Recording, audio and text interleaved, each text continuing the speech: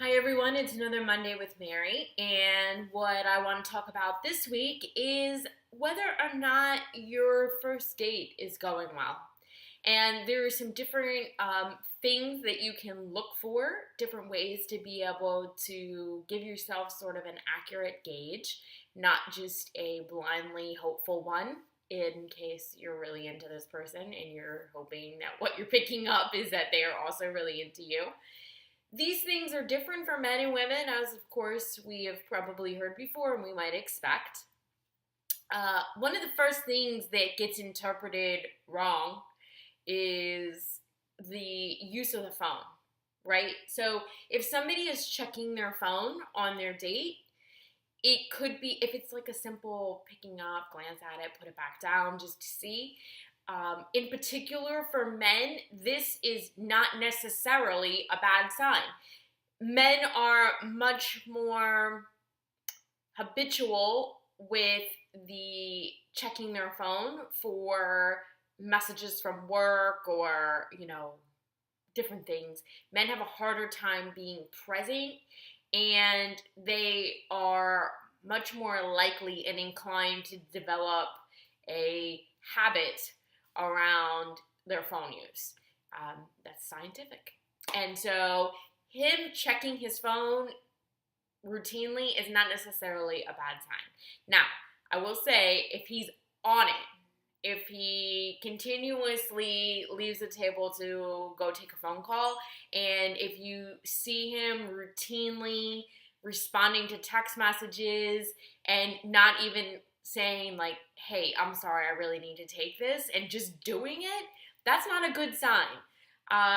It doesn't necessarily mean that he's still not into you, don't get me wrong with that, but you do have to ask yourself, is this the kind of person that I really want to go down this road with if they can't even on a first date, which is when it's most important to put forth the best impression that you possibly can.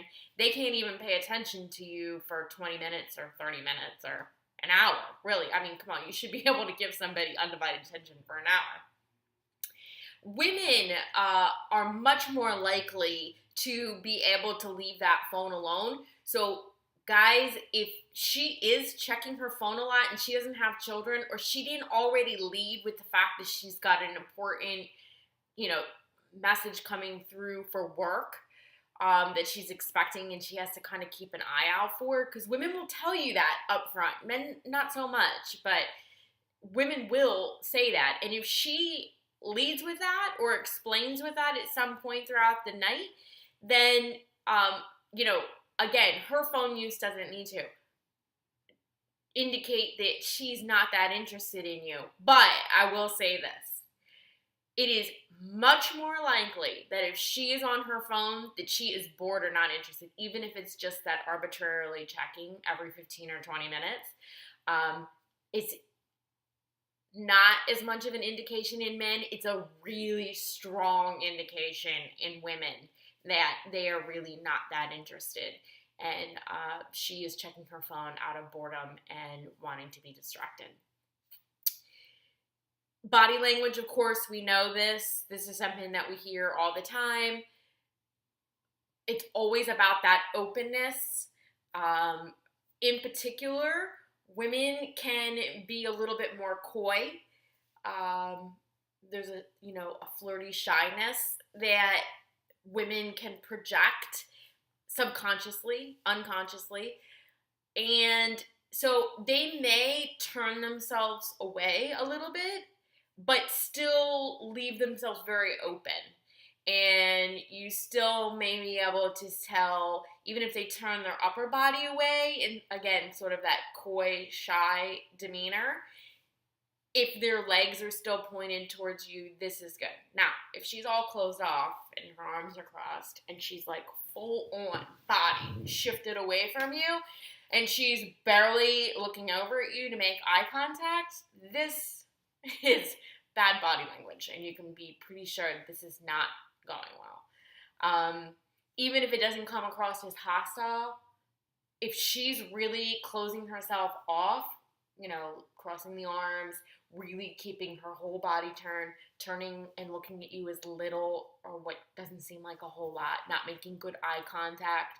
These, of course, are all things that she's not really that interested in you. Men tend to be much more direct, so they're not going to really turn their shoulders away from you but keep the rest of them pointed at you. That's much more of a woman thing. So he's definitely going to shift himself, position himself so that, he's facing you. Again, the openness, again, being able to keep good eye contact with you, or at least keeping his head and face towards you. Not everyone is good at making continuous eye contact, but if they're glancing over at you, that's not a good sign. And of course, always really being able to determine that they have a genuine interest in you. They're really engaging in conversation and they're really asking you things about yourself. And I will say that sometimes people aren't good at that anyway, even if they are interested. There is that. But again, do you want to be involved with somebody who doesn't know how to ask you about yourself and ask you about your life and show a genuine interest in you?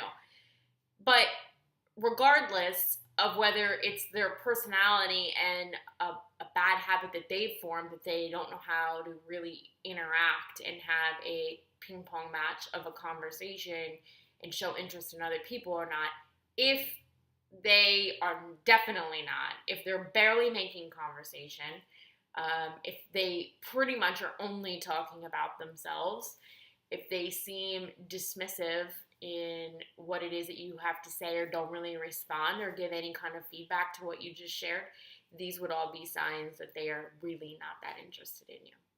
All right, everyone, a little bit longer than I hoped for. I hope these things help, though. As always, you can reach out and message me at facebook.com/B+1. And I hope you guys have a great rest.